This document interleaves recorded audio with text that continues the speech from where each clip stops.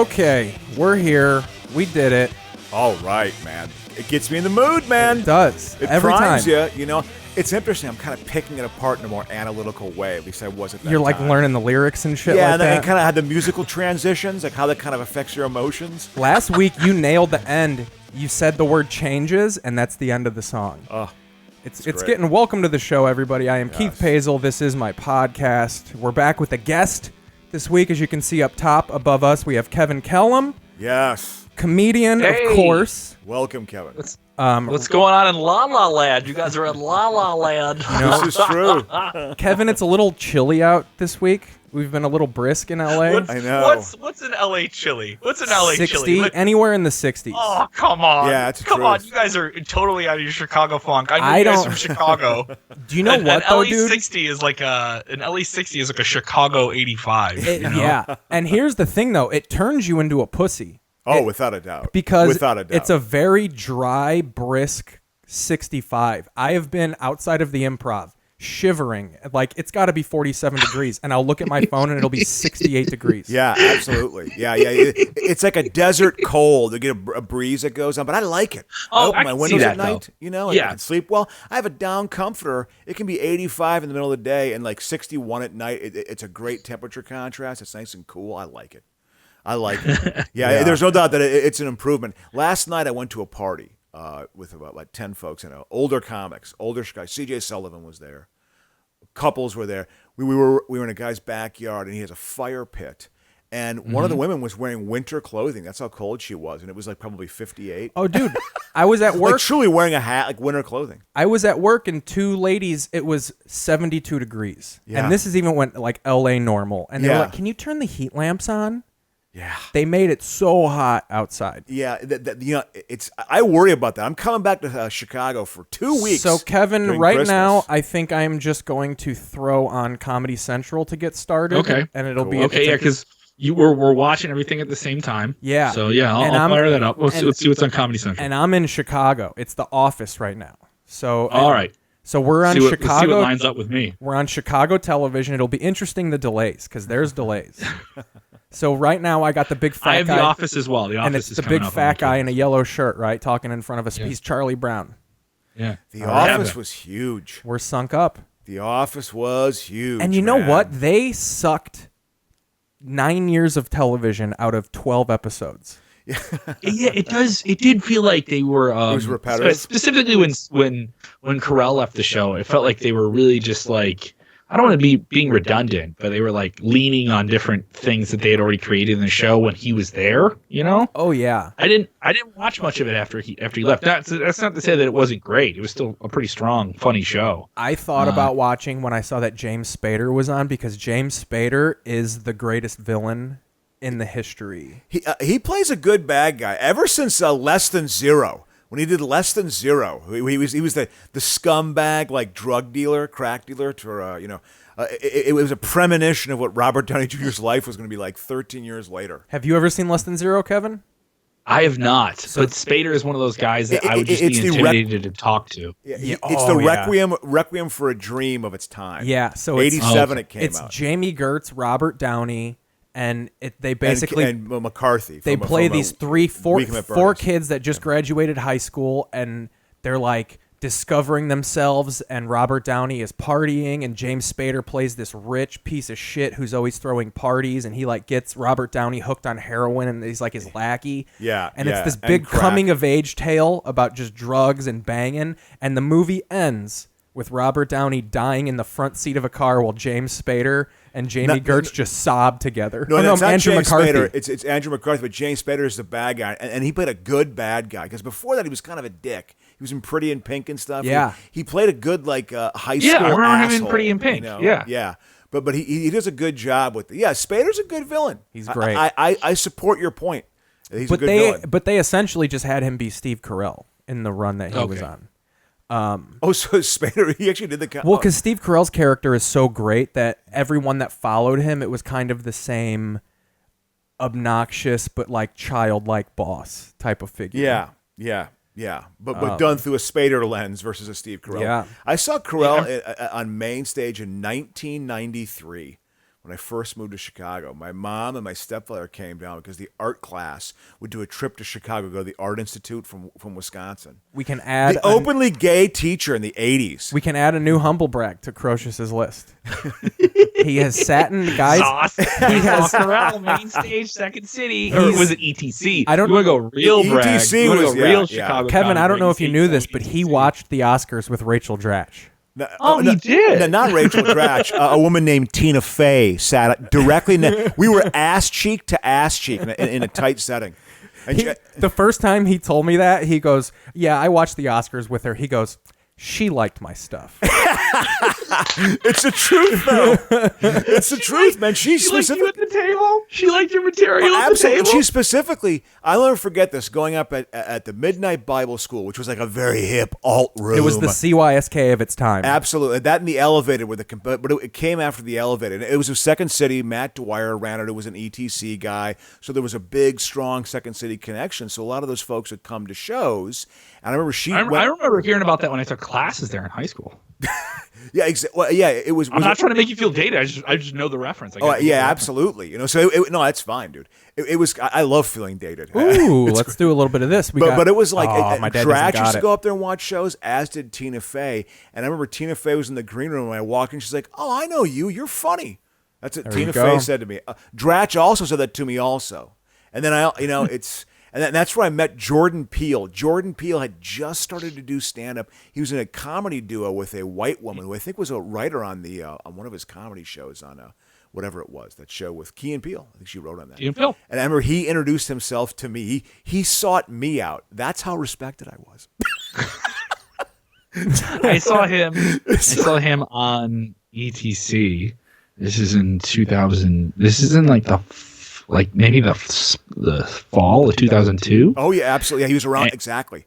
Yeah. Yeah, and I remember because he buzzed his hair when he got on TV, when he got on Comedy Central. Yeah. When he was doing Key and Peele, but he still had like a buzz cut. And I remember they did this great sketch to open up. It went on for like 10 minutes. It was interactive with the audience, and it was all about everything that was on the news September 10th, 2001.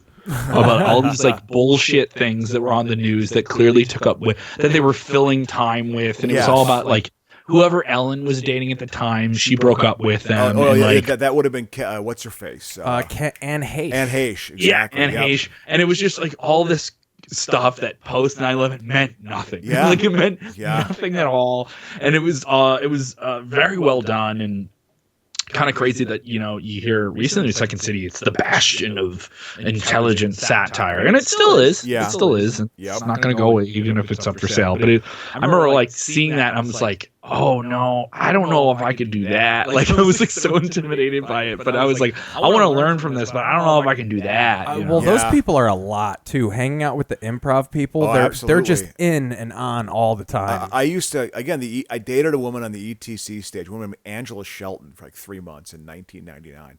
That's where I met Dratch, and that's where I also met like Ali Farinakian, who wrote for Saturday Night Live. Jack McBrayer. I was friends with Jack McBrayer at that time. Nice. But he was a completely nice, couldn't be a better guy.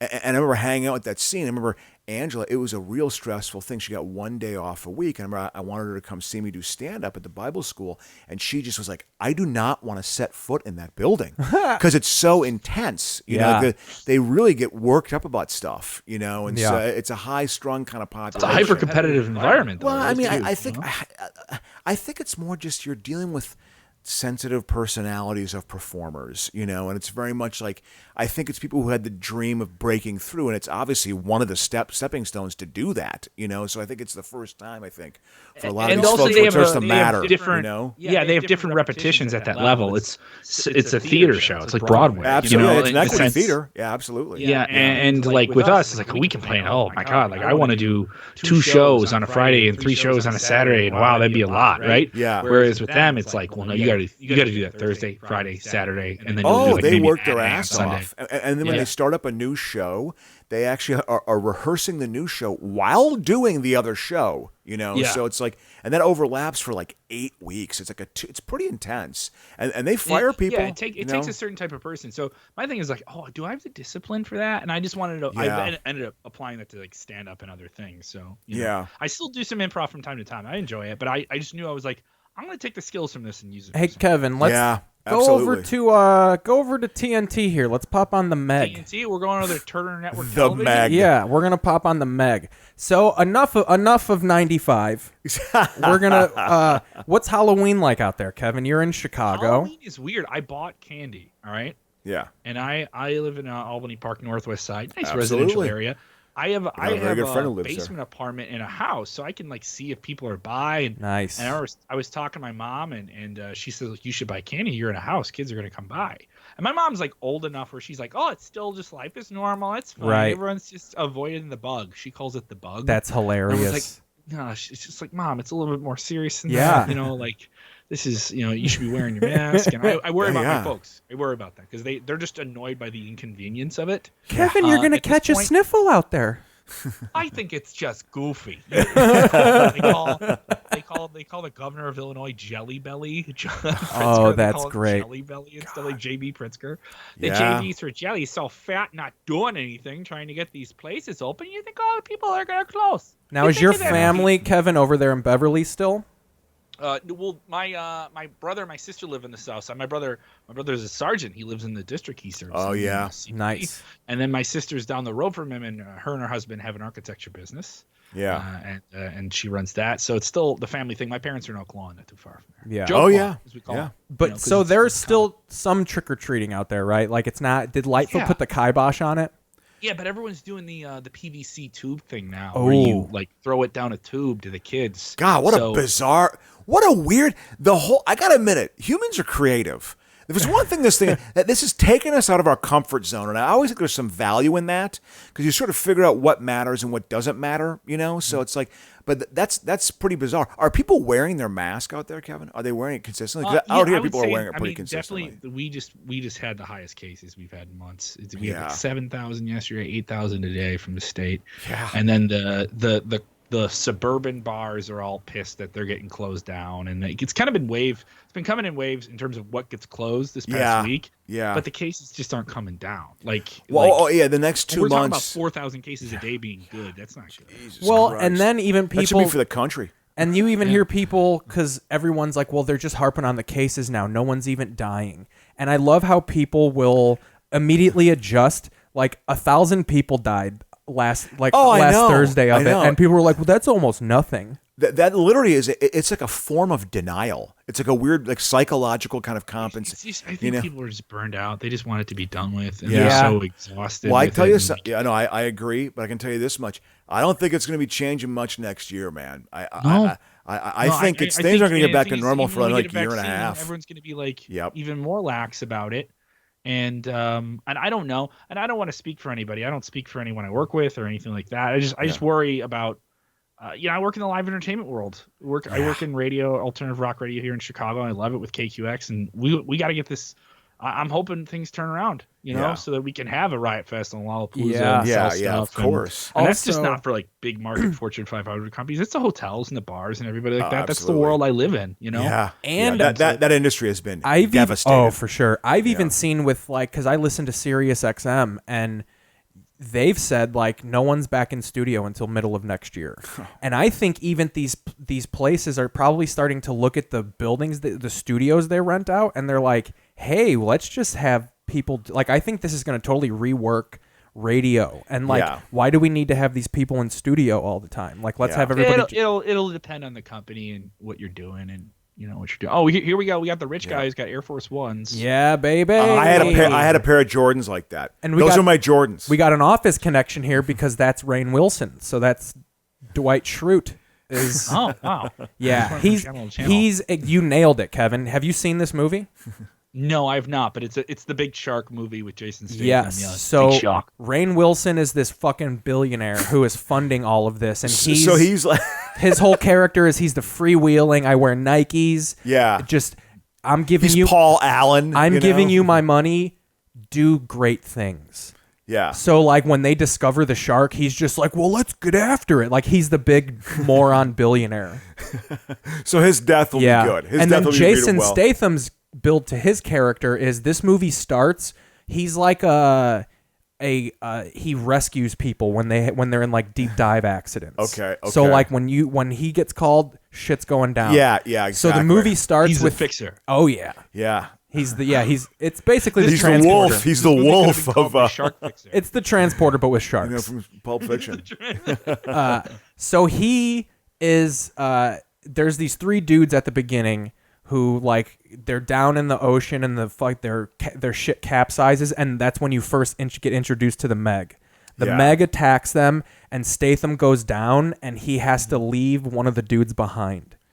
And is the Meg a giant shark or something? It's a prehistoric shark. It's a megalodon. It's like the largest. Did they do it from drilling into the crust of the earth and it popped out? Well, it's like some nuclear Godzilla type shit. Well, is it because we're polluting the ocean? Some sort of like genetic earthquake defect? jiggers it loose or something. We'll I always turn on love some that volume one. in a little bit but I'm just giving you some context. So he has to leave an Asian dude behind to die because it's like we're all gonna die or it's you. And the Asian guy, they do that dramatic go. Oh, really? Really? Get out of here. So the Asian lady that you just saw hates Jason Statham because she's like, you save white people and like you let this. Oh, really? So there's a dude racial die. thing here. Yeah. Oh, there we go. I like the white yellow racism. That's not explored enough. So when they call Statham in, she's like, get this fucking guy out of my face. Like he's just gonna let us all die. So that's like his hill to climb in this. Like everyone thinks I'm bad at my job now. Yeah. And why would they think he's bad at the job again? Because he had to leave. Because he had to leave someone behind when he was saving. Oh! So that happens like at the midway point. His thing is they're like, this guy's cutthroat. Like if you're a straggler, he'll let you fucking die. Yeah. Just to fucking. Well, he's running. It's a tough business, man. Yeah. That underwater rescue is a tough All right, business. let's all get eaten by a shark. Let's just all sit here and get eaten by a here shark. we go. This is like this. So now I love these casts. I love them. I love these. There's some. It's like mac and cheese. This is just it makes sense to me. Because this has been every movie since the disaster movies of the '70s. They had the same personalities. It's hilarious. Oh, here we go. We're getting some sound here. Hang on. So yeah, this is like. This is a certain degree of. This is like James Cameron, The Deep. No, this is like what was that Cameron movie from the late '80s? The Abyss. The Abyss, exactly. It's got meets the vibe, a little bit of Jaws 3. It's got the vibe. Well, it's got the vibe of every movie that is about something underwater. Yeah, Leviathan. Did you ever see Leviathan? That was a bad movie. Saw that in college. So here, let's get a little movie in here. We are approaching 11,000 meters. 100 meters from the bottom. Okay, so here we go. That's so they all think like this What is do you this mean, maybe? this is the second save. So this is where you're gonna re-meet the Meg. Oh, has he already revealed himself? This is where once? everyone who's been like, there isn't a big giant shark down there. What are you talking about? We're going to drill for oil. Whatever. We're going to go get Oh our yeah, oil. Or whatever. I think their whole thing is they're trying to go deeper into the ocean than anybody. Yeah, like they get to where all the neon fish are and shit. Yeah, like that. yeah. They're literally going like 15,000 feet down or something. Like that. That's what his money paid for. It's some fucking special craft that like won't get crushed. Okay. And listen to how fucking freewheeling he is. You're kidding. He's kidding, right? Copy that. Wait, what do you mean? 10 meters. My money can't solve this problem? Yeah. This whole it is a truth though. Drilling technology now is like cutting edge. You can go to places you never were able to go to 30 years ago, 40 years ago. Yeah. They have drills that can like go down 1,000 feet, go over 500 feet, then go down 2,000 feet, then go 50 feet in one direction. It's like a giant it's amazing. Like the drills they have now. So keeping on Halloween while we watch this, down the line, I'll start with you, Kevin. Best Halloween costume you've ever had? Best Halloween costume I've ever had? Oh, this is a good one. My mom was very proud of her ability to costume the Kellam children for many years. Oh, homemade? Let me just say, some of these weren't my ideas, but in retrospect, I can admire my mom's skills on this. And I have no hair on my head now. I'm bald now. But when I still had a healthy head of hair as a child, we can see I Kevin. had a bald cap. I went as Ben Franklin as a kid. I mean, Fuck full yeah. bald cap, everything. Ben Franklin. Ben I Franklin. crushed the local Grant Park, Chicago Park District costume contest almost every year for like a couple of years running. Whoa, And- man. Good yeah, for you. so I remember that I'm being, impressed. Like a really, really great costume. That's more impressive than fucking Tina Fey saying she liked me. That's for sure. So I was thinking of this today, and it's probably a tie. One child costume and one adult costume. When I was a kid, my mom made me a Joker costume that scared me when I looked into the reflection of windows. I couldn't. Now that works though. That's fun though when you're a kid. That you get the full thrill of the costume. Oh yeah. Well, she was furious because I made a fuss about wanting to be the Joker, and then I forgot that I was afraid of clowns. So legitimately, anytime we would go approach a house, I would pass the picture window and I'd go, "Ah," and then once I didn't see myself, I would be How fine. old were you? How old were you? 5. I was just say 6. 4 or 5 I was a years. very 5. young man. Yeah. Young You're man. in that- There was you're a in that young weird man spot where in my reality- 3-piece suit. Yeah, you're in that weird spot where reality and fiction blur. Yeah. Oh Where yeah. And You're not able to figure out when it's not a show and when it And is. she smeared it a little bit. I wanted like Jack Nicholson, and she kind of Caesar Romero'd me a little bit. Oh, yeah, that she, was like, her, that was spread her it reference out. point. Cesar Yeah. Romero. Yeah. And so I was terrified. And then as an adult, I was Dr. Strangelove for Halloween. Oh, that's Which cool. one? What's Dr. Strangelove? Dr. again? What's that look Strangelove like? is a 60s Stanley Kubrick movie Came out about- I know, 65. but what's yeah. the look he's of it? he's in a wheelchair. You got Peter the leather Sellers, glove, one of his 3 puffy characters. hair, you're wearing sunglasses, and you're basically Okay. doing a Hitler accent. Yeah, exactly. But the problem why this costume didn't come to full fruition is because everybody thought I was Larry Flint. Because I was because at the time yes. well no Your Honor, the First Amendment is his voice. well no because at the time I weighed 300 pounds, so I was a fat guy in a wheelchair. I knew Big Keith. I knew Big Yes, Keith. back Kevin in the day. did When I know met you, Fat you were Keith. still Big Keith. I can even put up pictures of that. I have a picture of me as Larry Flint. Wow. But people love that costume. And then it was good because I got to explain to people what Dr. Strangelove was. Exactly.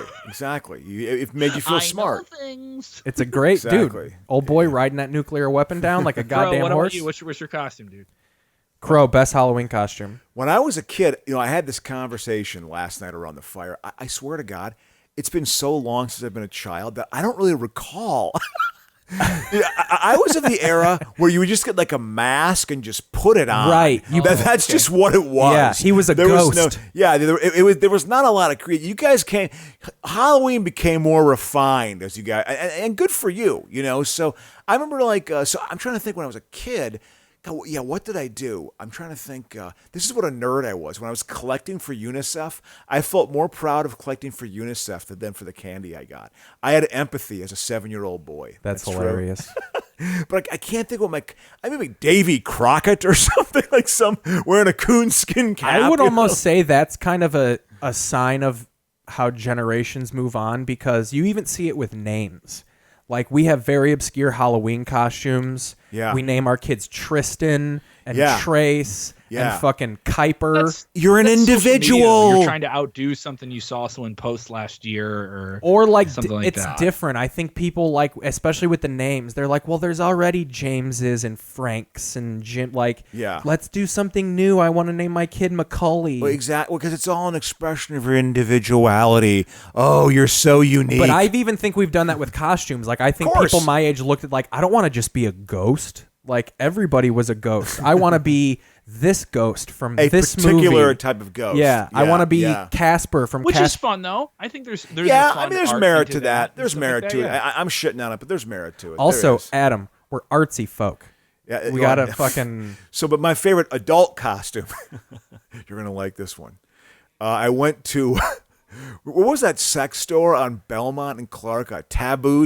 Was that the Yeah, place? or yes. Yeah, it was Right next to down from Igor's the alley, dungeon. If you Yeah, dare. exactly. Where I had my red leather jacket. When I used to have a red leather jacket, I bought it at the alley. Wasn't At didn't the man Pumpkin Donuts. You were at the didn't Pumpkin man Exactly, Donuts. Dunkin'. Yeah, where there was a lot of gay tricks being turned. didn't Man Cow broadcast out of the merchandise mart over there? No, Merchandise Mart was downtown right off It's the lake. Yeah, exactly. The Okay. alley, Whatever, though, that was like a strip of just like alternative rock record Yeah. stores and Head Oh, yeah. shops. I remember, yeah, yeah, sex and there was shops. a comic book shop there. So whenever I was in high school, we would go down and see a show at the Metro, and it'd be the Sunday afternoon local bands. Oh yeah, And you would just make a day of it, and you would go to Yep. the alley first. if you dare. And then we were Southside kids, so you all had to go in one car. All right, so somebody wants to go to the alley and buy a leather jacket or something like that, we got to go there. So that was always like a part of the trip. Alley had good merchandise. They had pretty good, Yeah. and there was a lot of it. They had a high volume. yeah. I mean, that was like a hit. That was like hip, like early You 80s can outfit. hip. You can outfit a whole orgy at the Alley. Yeah. You know, I don't, That's taboo. yeah, Yeah. and then so I went to Taboo's around the corner. Taboo. Yeah, I went to Taboo, and I bought a blow up sex doll. Okay. And I went as 69 for Halloween. So I wrote the word 69 on the back, and then I had a bungee cord around my waist, and I went to parties as 69. It got a huge response. Oh, that's great. It got a huge response. See, Negative and positive. This is where you missed out on modern times. Now you could have legitimately taped a fuck doll to you, and you could have had someone in your face. Like you could have done the position. Well, now, if you well, that's went why with I blow-up had the it would've doll been that way. offensive. Like I, You yeah. didn't- Okay. Yeah. You know, people would have been mad if you wanted the blow up doll. It's like, oh, he didn't try. He just kept. Oh no, I was doing the position of 69. I had the Yeah, blow ups. I he was had the wearing doll. the 69 doll. Did the doll stay inflated the whole time? Absolutely, man. I mean, and I had people like. I remember that liquor store on Damon and Armitage, Polonia, I think it was called, right across the French. There's a French restaurant there, Bijou, whatever it was, not Bijou. But it was a French restaurant. I went in there to buy like a 12-pack for this party At I was 69? going to. At 69, and I walk in, and this is a classic Chicago guy, like a gap tooth, you know, gap tooth is two front teeth.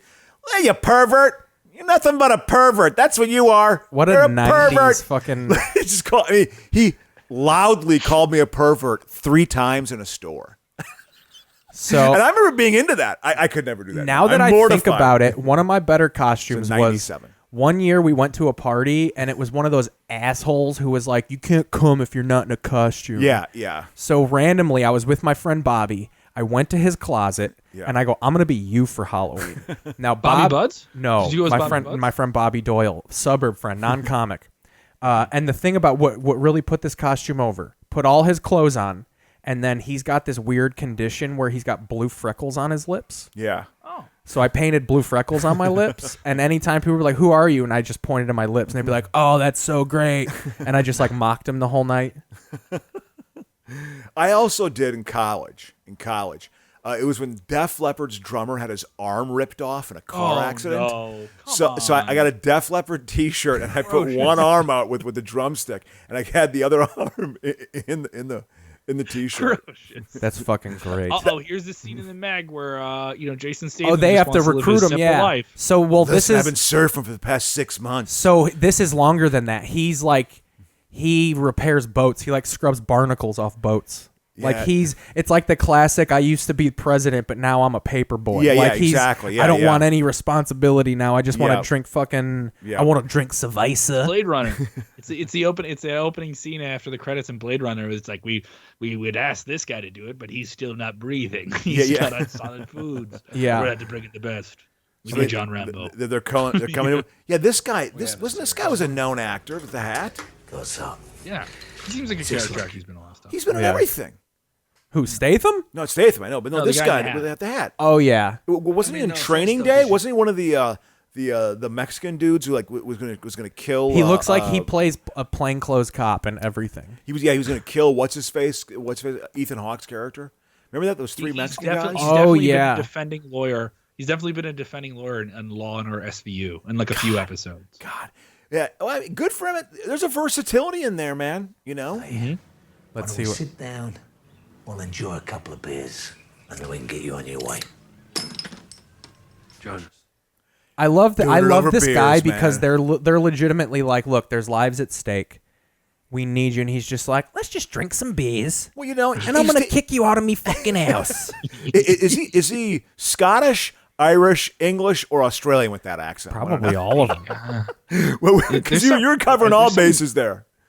Speaking There's of- some Welsh. It sounds like some Welsh, at least some Welsh or Scottish in it. Like he doesn't have like, Central England to him. Oh, let's The see. Midlands. Yeah, he wasn't Mark Geary. He's you know? from Yeah. he's from Shirebrook. Let's see where that is. In England. It's he's in Derbyshire. Oh, so who's there? Derbyshire. It's in It's like central northern England. no, it's fucking it is right in the fucking middle, dude. Oh my God, who's their I'm dead football wrong. team? The Midlands, dude. Yeah. Oh, yeah, that's where Mark Geary is from. No, I was making fun of Keith's accent. Oh yeah, no. That's what I was making fun of. Not to say his accent's fine. He's an actor. Well, he's not act. That's just his voice. I thought you were talking about Keith, who's on the podcast right now. That's what I was talking about exactly. I swear, sir, I've been taken. Oh, Johnny Wilson, chap. Yeah, a lot of people in England don't do the me for my. I always like doing that. I like adding that little flair. So, moving topics. Yes, we mentioned Scottish. We mentioned Irish. That actually was a good fucking lead-in. I didn't think about that. Yep. Sean goddamn Connery died. Kick the bucket. Yeah, I heard. Yeah, sad one. 007. How many you did? 8 Bond films, something like that. 6 or something. Oh, I think because probably more than that actually. From 62 to 71, his last one was Diamonds Are Forever, which is. That's up there with Moonraker as one of the worst Bond movies ever. Literally, that movie. Forever. That was Connery was at the age to where he was probably the whole time on set going, it's not forever. My erection. I'm getting old, guys. Yeah, he was that movie because he wanted to get out of it, and the budget. The budget was slashed. It was the one Bond movie that wasn't done within the studio that had done all of the Bond movies. Yeah, I think it might have been outside it. Yeah, and then it was also they didn't have a limited budget. They went to Amsterdam and Vegas. Those are the 2 locations they went to as being the exotic locations. Was he in The Man with the Golden Gun?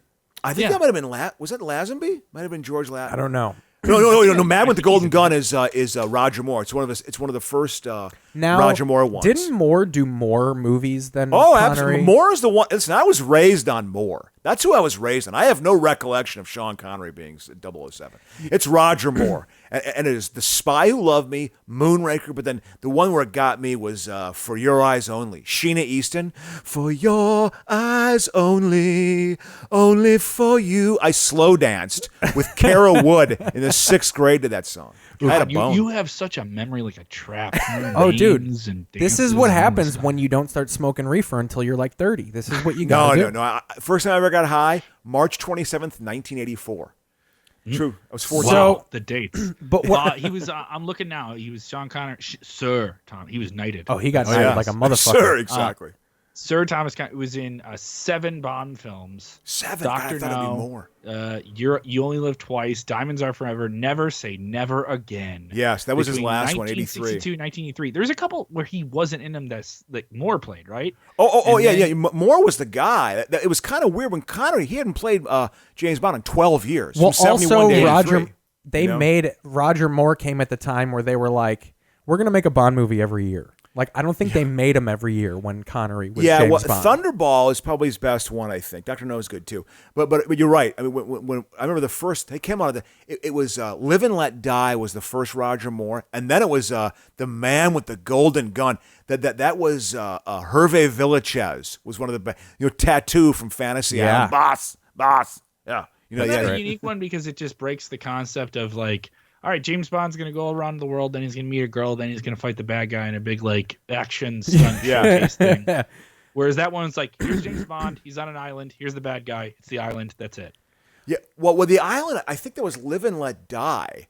They, by the way, they had no problems being that is a racist movie. Live and Let Die. It is the best of all the songs. It is that, and the bad guys are all black. They go to Harlem and and they're all bad. They're all bad. Jane Seymour is what I find interesting though is 18. And people my dad's age and even my grandpa.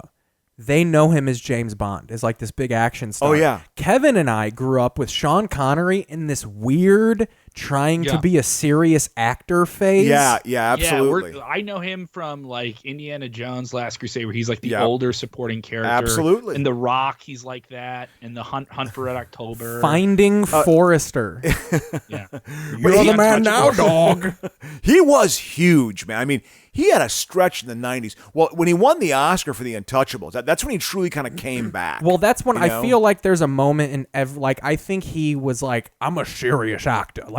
He pushed himself into that I'm not an action star. Yeah, exactly. I slap women and I know how to act. Yeah, absolutely. Yeah, he was old school. You watch those early Bonds, he's slapping asses and stuff. Run along now. It's wow. He died. I guarantee you they would have come up with a play. They would have pulled an article from 73 where he fucking said something about somebody and he would have been canceled. There's two Barbara Walters he's truly interviews. canceled. There's the one Barbara Walters interview where he Yes. says that like you give a woman a slap and it quiets him up. And then there's one 11 years later where she asks again and he goes, doubled down. and he goes, Yeah. I haven't changed my opinion. He just digs his And heels he's in a weird, like the first interview, he's like So amazing. SNL sketch Sean Connery with the beard Oh, yeah. and the same voice. When he, And slightly out of touch with the time. yeah. Yeah. But when the 11 years later one, he's in this weird, like he almost looks Cuban. He's got like a pencil mustache. He's wearing Was a, he one of those actors where they would have him play roles that he shouldn't be playing? Like oh, that kind of- probably. Yeah, yeah. He Well, play- he also, I mean, he was I'm the gonna play- dragon voice in that one dragon movie, right? I'm going to play, But you're voicing a cartoon. That's different. I'm going to play Emperor Mao. I love that. Yeah, some sort of They're weird gonna- chairman or chairman Mao. He's like, I'll play Mao. Or, yeah. Thank you for that story needs to be told. We need to know the details of his personality. It's hilarious. But yeah, so that's, Yeah, well, Hunt for October. I mean, that was fresh off the heels. Untouchables totally put his career in a different direction. He became a serious actor. also I think he tried to fight that voice after a while. but Like, you should embrace it. That's your it's your calling. it's your hook. So I was shocked, but I was also, it's the kind of the era where you have to immediately look like, did he die of COVID? Did he die? No, he was just 90. Yeah. Also, I'm looking at this. He turned down a bunch of big roles, huge, and he was already in a franchise. He was already like a franchise movie player, and I don't think he wanted to be in franchises anymore. Yeah. Because he turned down Gandalf from Lord of the Rings. Wow. Turned it down. He turned down the architect role in The Matrix, which became a trilogy. Oh yeah. Oh yeah. Yeah, and the only other thing he would do for Bond was he would record stuff for video games. He would record voices and stuff for it. Wow. And that was about it. That's great. Yeah, money. I'm sure he turned. I mean, listen, he was big. He had a career. Yeah, I forgot he was in The Rock. He was like, oh yes, I'm a former inmate at The Rock. That's my Sean Connery. Here's how I don't do impressions. Here's how wired to professional wrestling I am. When I hear the phrase "in the Rock," I just think Dwayne think The of Rock something. I think of a thumb in Dwayne Johnson's butt. That'd be the move. That's your put away move. Hey, and Oh! then you take it out and say, "Do you smell what the Rock?" Oh yeah, man. or he'd fart on it and say that. Yeah. Oh man. Oh, that's great. That's fantastic. Yeah. So Connery. Yeah, interesting. Yeah, you guys grew up in a different era. It was I just always thought of him as this old fool, kind of like. Interesting. I never thought of him as that. I thought of him as like the old wise sage, who'd been Yeah. around. Yeah. But the SNL sketches with him in like Celebrity Jeopardy were different. Like that kind of like it just took the character and went a different place with it. Yeah. Yeah. Well, because I thought of him as being washed up when I was a kid. He was. I mean, Roger Moore was bigger than Sean Connery in 1982. He just Wow. was. He was washed up, and he was doing. He did like A Bridge Too Far. He did some movie. He did the Highlander movies. He Yeah. did those. Let us know when you gotta head out there, Kevin. But I'm about 50 minutes, I got. cool. Oh yeah, for sure. Are they speaking Cantonese there? Oh yeah. I don't like it when they got Yes, subtitles. This absolutely. happened when Obama became I president. don't watch movies to read. Exactly. I don't want to read. It's too much work. Damn it, just give it to me. So yeah, This and does not look like a cheap movie to me. Oh, no, no, this was is big. When did this come out? a couple of years ago, Yeah, this is- 2018. Wow, so this is pretty recent. Yeah, I mean. Oh it yeah, looks- TNT. That's their thing now. TNT. Their whole pitch is we have professional wrestling again. Yeah. And we play new movies. like relatively newish Yeah. movies. No, And they have, this would be they a have the network NBA, premiere. They have the NBA playoffs too. They have like the Yes, NBA games. sports. Big sports. Yeah, yeah, they do that, which is that's their thing. But yeah, so Connery. Any more on Connery? There's I mean, more on Connery. Do you want to to? listen to the tape of him slapping women? I want to hear his Barbara I Walters. don't want to thing. listen to that. Not those like things actually just him come- doing it, but him the Barbara Walters interview. I want to hear What his is Barbara. this? You've Someone never heard I- this someone Barbara shared Walters this today and it interview? bummed me out to see it. Oh, So- it's you talk about him being a little out of yeah. He's Oh, no, more than- he was way he's more out than of a touch. little out of touch. He was way out of He was out of touch then. I mean, it's There one that I sent Crocious, someone edited it to like have an actual slap at the end of it. Oh yeah, no, that was a good one though. Yeah. I mean, but you should put that on because they look so much younger too, man. So well, what year is this? What year is this? This is like this 97?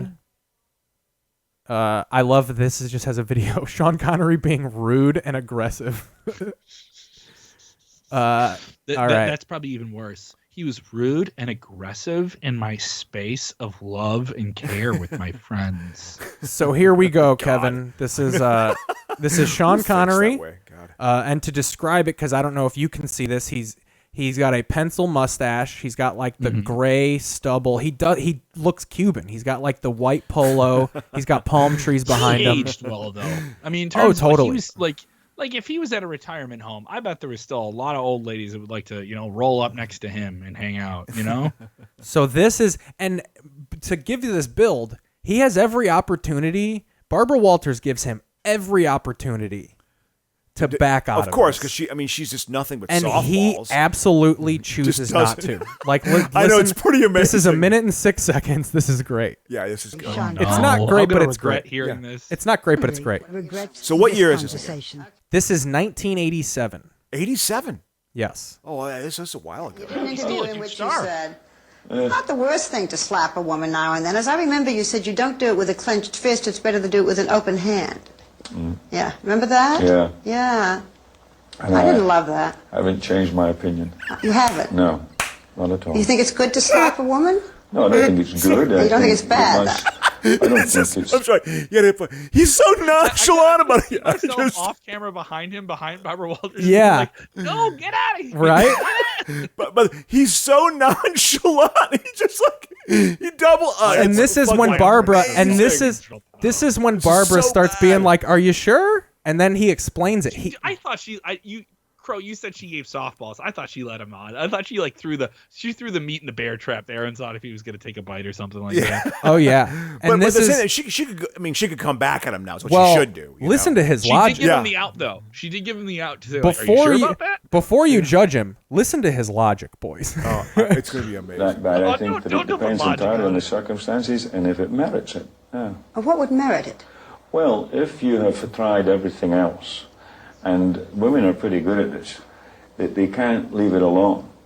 No. They don't want to have the last word, and you give them the last word, but they're not happy with the last word. You're a They want to say hero. it again. Stop being a villain. When they don't take it too far, you give He's him, just and getting the last he word. said they all want the last word. Exactly. Oh God, that's an awful thing to say. Yeah. and get into a really provocative situation, then I think it's absolutely right. Oh come on. You know what I like sometimes they just don't know when to stop using their words. He hesitated thoughtfully after being like, yes, then I think it's right to do it. Exactly. Then he's like, no, I made my decision. The die has been cast. So this is fucking it. wild. Wow.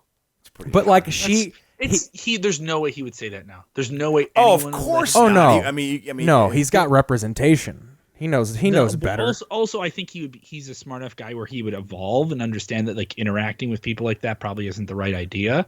I'm not saying it was right at the time, but I mean he's definitely a guy from a different time, a different era. yeah. You know, Now I am in the. I'll say this.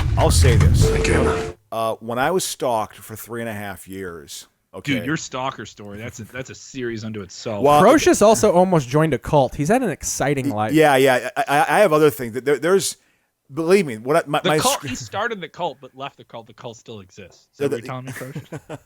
No, I had a 5-month little foray into an organization that had very cult-like tendencies. I went and read their Yelp reviews just 2 weeks ago, and it was so validating. It was so validating to read their Yelp reviews. Some of them were like, great experience, got a lot out of it. Others were just like, my wife left me.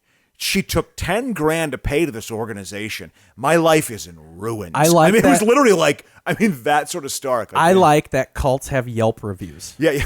Well, they fashion themselves as an educational institution, which is part of their con. So they were the right. When I was there, it was called the School for Exceptional Living. That was the name of it. Then it changed into the Wright Institute for Higher Learning. And they were these former industrial psychologists who bought into the Adlerian school of psychology that the world is just relationship based and you're in relationship with everything, with other people, objects, things. And it was all about just speaking your true thoughts at all, like having no filter, They would go in a room and just blubber. You would blubber cry about stuff. You would just, people they would blubber encourage cry. you to just have we're going to go in this room and you're going to have an emotional meltdown in front of me. Yeah. And like with stand up. Yeah, it was. At least it was an attempt to be more authentic. No, but the point is, Slow night at the gal cab on Fridays. When I got stalked for 3.5 years, that's the only time where I was like, okay, if she breaks into my place, which it was starting to get to that point, she started showing up where I lived and hiding in the bushes and stuff. I knew it was only a matter of time because she had worked her way up to that point, slowly but surely. And I had to say to myself, if she breaks into my place, I'm blasting her directly in the face multiple times. Like I'm literally going to kick the shit out of her. It was something where you knew you felt like you're going to have to physically defend yourself. Yeah, absolutely. It was literally like, okay, and she was a smaller woman. She was also batshit crazy. Like she was completely not in touch with reality. She was mentally ill. That adds force. That adds force to the punch. What was the Connery line that he had there? When they get provocative. Yeah. When they get. But when they break into your apartment. That legitimately, if anyone's listening, that legitimately takes a lot off Connery for me right now. I enjoy turning my brain off and things I like that are really, really good is when I can't turn my own brain off. I was telling Keith, I like listening to this podcast when I know my day is coming to an end. Yeah. And then I'll wake up and I'll be like, oh, I didn't finish the podcast. All right. What do I remember following? Oh, that was the last thing I had before I fell asleep last night. And I pick myself up where that left off and I start my day with it. I like those things. Now I can't do that with Bond movies. I can't just turn my brain off and watch him be handsome, drinking a cocktail and trying to, Well, Kevin, it's all right because we have our own Bond and his name is Pierce Brosnan. Yeah, I will say, I think the most... He stunk. Yeah, I thought... he did. I thought he was fine. He was fine. Awful. Was that the first one you guys really remember, though? Yeah, absolutely. Wow, you don't remember Dalton. Dalton was GoldenEye was the first introduction to Bond for me. Yep. N64, GoldenEye. I was Odd Job, every rip. That's about right. Yeah. Yeah, I saw GoldenEye in the theater. I mean, that because it was like, whoa, man, the franchise is getting rebooted here. Well, they're upping it. I would also say GoldenEye is... Because like I've said to you before, and I don't know if you've heard me make this statement, every movie in the 80s is bad. They're all absurd, except for Midnight Run. Midnight Run's the only good movie from the 80s. It's the first Bond where they're like, we're spending $50 million on this movie. Yes. Like, Bond movies to me when I was a kid were like TV movies. Yeah. Like, where I was like, this kind of stinks. Yeah. No, they were definitely... Well, you got to understand, the Cold War ending really was like a dent in the Bond franchise. Well, because there was the Cold War was where all your secret agents were. Exactly.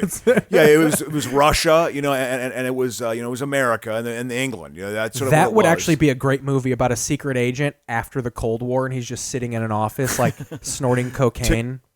Just watching the day go by. Here we go. You bring up the Bond movies. That new one that this is supposed to be the last one they do with Daniel Craig. Yep.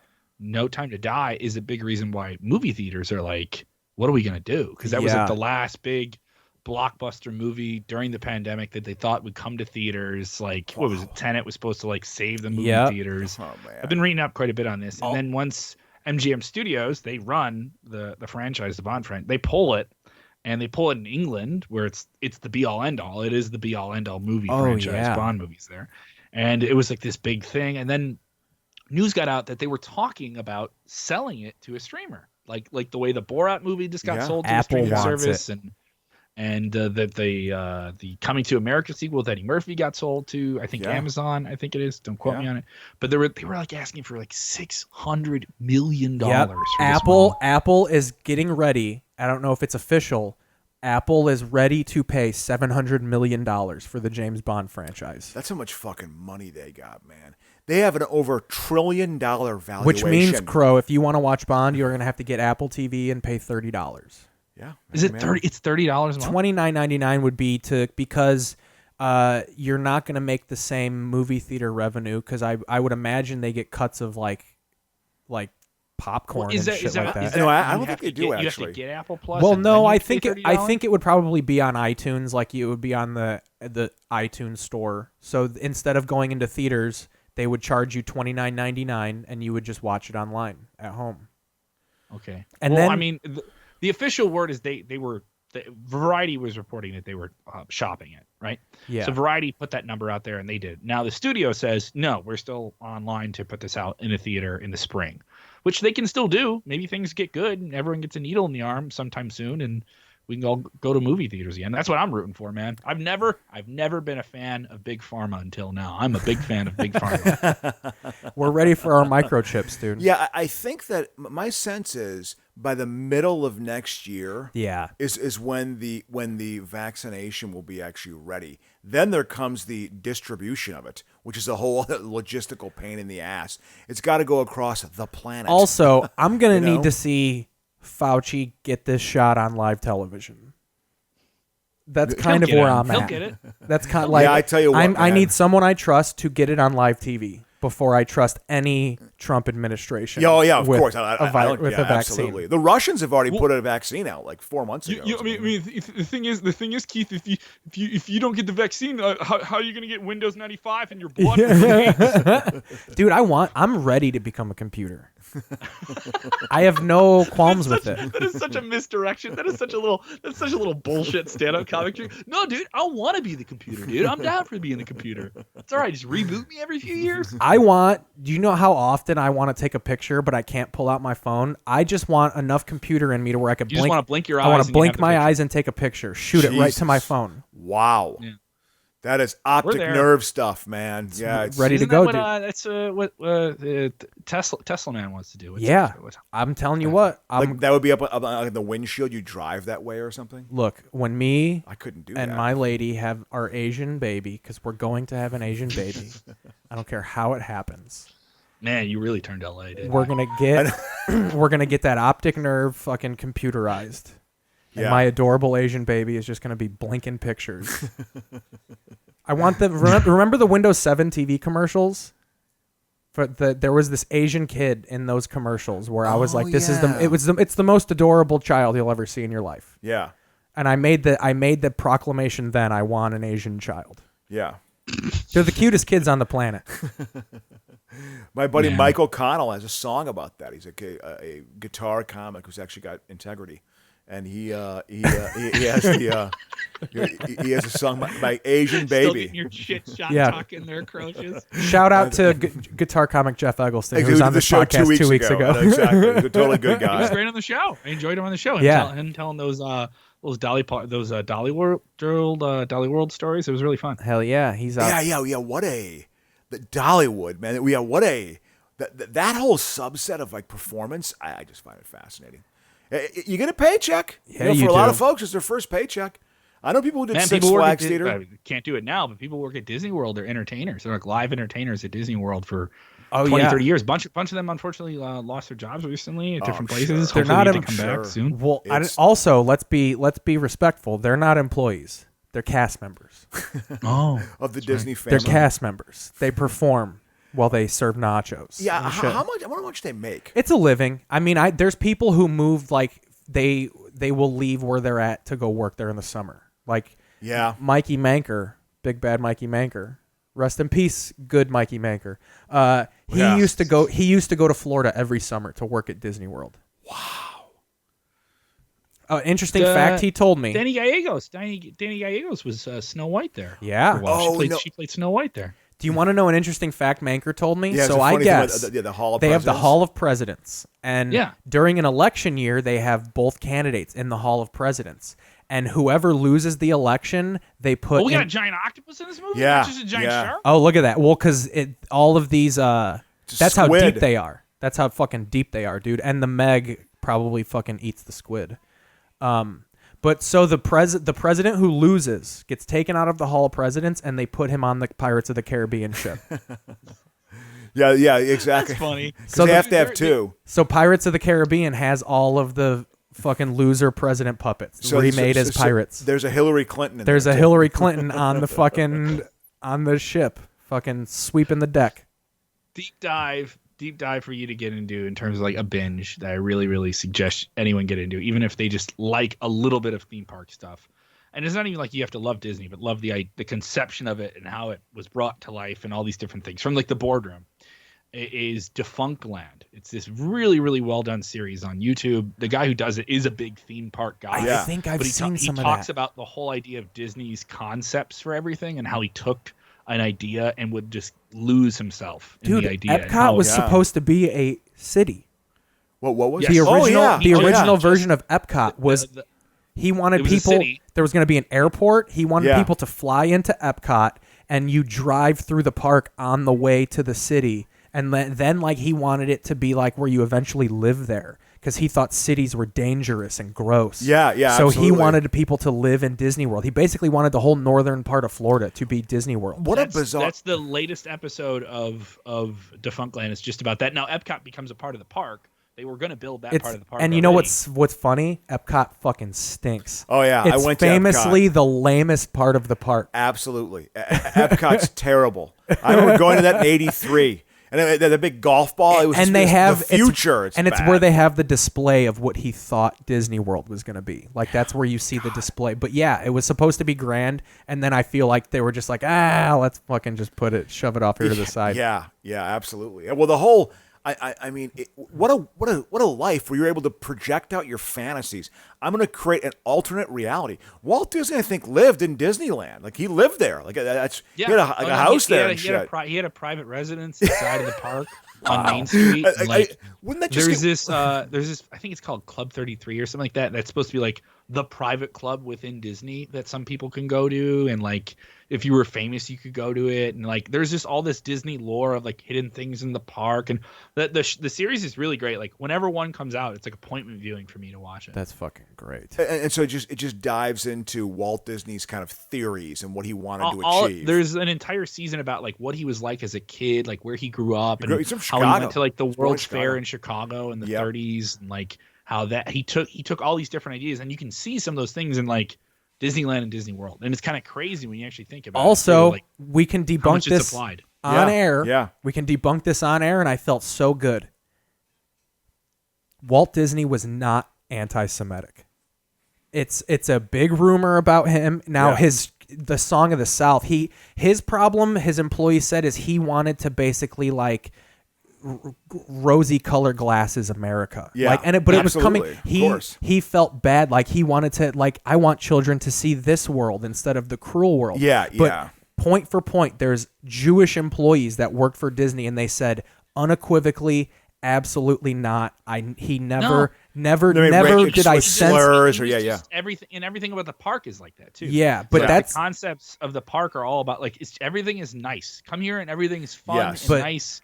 And everyone can have a good time. That's the one thing that annoys me. You know he's anti-Semitic, right? Shut the fuck up.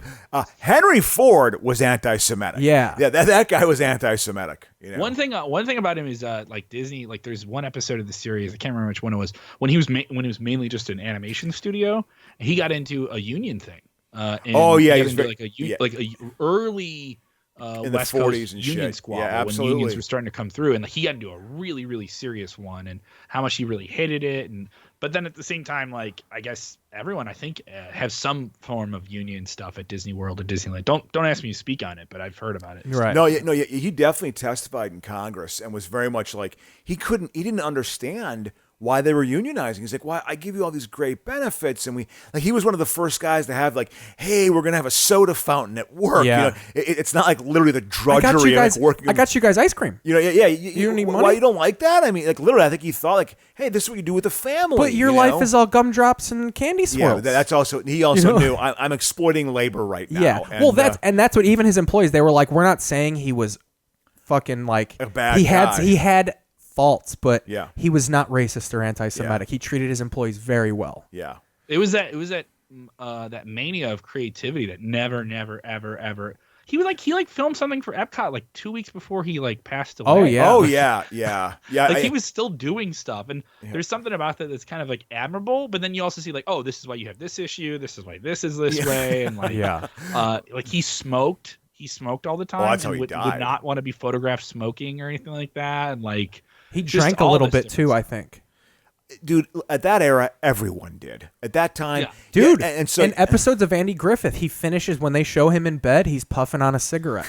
It's like my dad told me, like in the 50s, that's like how, it was Okay, like drink. I gotta bounce. All guys. right, I gotta boys. bounce. Kevin, All good right. times, See you, man. Kevin, good thanks for seeing having me on. you. Appreciate it. Love you guys. Yeah, Yep. love you too. If you want to follow Kevin, you follow him on the social medias. He's at Kevin Kellam. At Kev Kellam on the Twitter machine. And check out the podcast I do 4 or 5 days a week. WrestleZone. Just search WrestleZone, WrestleZone.com. Big wrestling website. We do tons of different stuff. We stream on my Facebook, all that good stuff too. All right. Awesome. All right. See you, buddy. Love you. See you, Good to bud. hear Take from care, you, guys. Kevin. All right. Well, I think that's a good time for us to do. And the take first our half. little halftime break. That was a Exactly. good first half. Absolutely. We will be right back. Keith Pazel's podcast. False documentaries. They brought heroin over here. They help the Asians steal from our businesses, threatening the world powers with their thievery. Stop requested. Please use rear exit. For your safety, watch your step when exiting the bus. Like Korea. Preach it, man, preach it. Tell it how it is. The Dodgers tomorrow, man. Get rolling.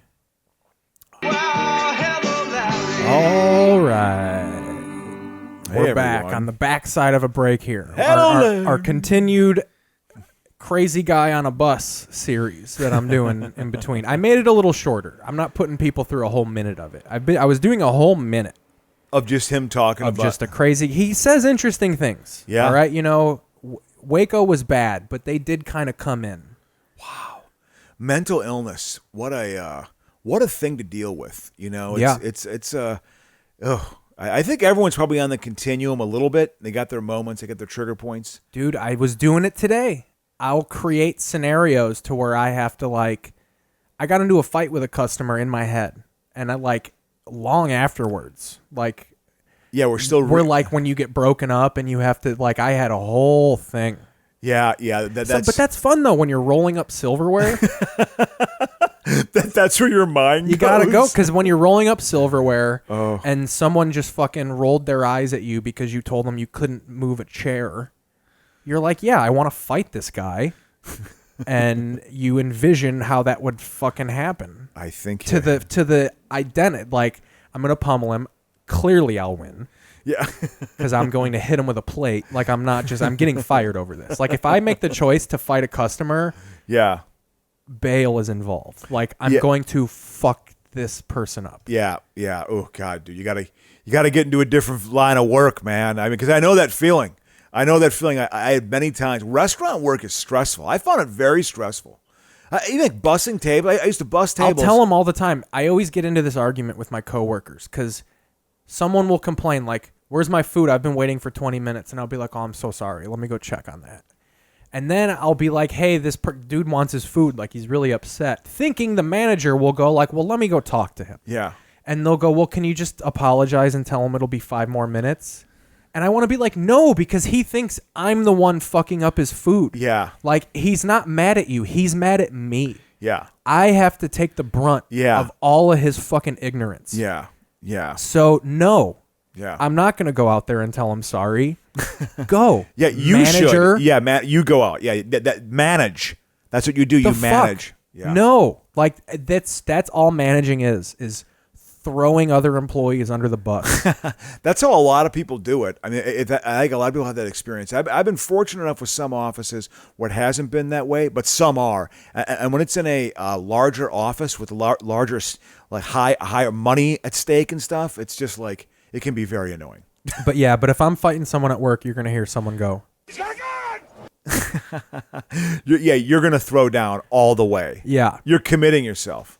So is this the Frankenstein movie with Robert De Niro playing Frankenstein? Yeah, it is. You nailed it. I remember this. I never saw it. This is mid-'90s. This is ridiculous. This is a classic example of a television network that can't afford good Halloween movies. Yeah. And who is this again? Who is this? This is My 13. This used to be UPN. Oh, yeah. Yeah. This is a bad one to put in as as like a kind of a horror movie, I guess. I watched. By the way, I watched the exorcism scene from The Exorcist just this week again. The power of Christ compelled you. Yeah, you know something? It's old. Yeah, I think it still kind of works. Does the throw up happen in that scene, or is that later? No, she spits. She throws up in a couple of different scenes. There's several throw up scenes. Why you do this to me, Damie? Exactly. You're not my mother. Do you know what she did? Your cunting daughter. I know. Yeah. That's my favorite part. Is she's British when she's the devil. The devil it has a British accent. I know. Well, it's kind of like Star Wars. They all have British, like the evil, like the British are the evil ones. You know, like. Peter Cushing, whatever,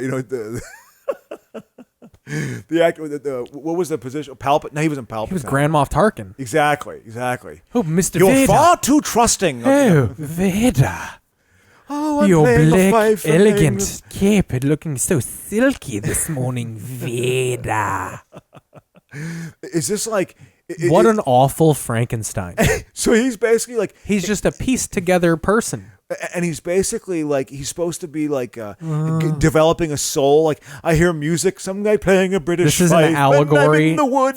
This is an allegory for taking care of a child with special needs. No, this is like, I guess he starts reading the Bible and stuff. Oh, so it is like 1838. Oh, you see, friend. No. Because if it was modern times, it'd be ridiculous. This is Dark Ages. But I think that he like kidnaps that girl. It's just be kind of like the Elephant Man a little bit. Well, yeah, too. that's the Victor Frankenstein, Kenneth Branagh. He's like the man in England. He very much he had a makeout. Is that scene with De Niro? Helen. Yes, it's De Niro. Of course, it's De Niro. Oh my God, we gotta hear this.